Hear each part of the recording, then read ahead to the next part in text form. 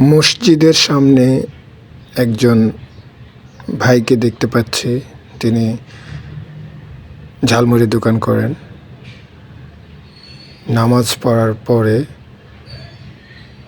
তার এই ক্ষুদ্র প্রচেষ্টা, ব্যবসাটা তিনি চালিয়ে নিচ্ছেন হালালভাবে, হালাল রিজিক। ব্যবসার মধ্যে অনেক বরকত আছে। আল্লাহ তাআলা বলেছিলেন, আয়ের সবচেয়ে উত্তম পন্থা হচ্ছে ব্যবসা।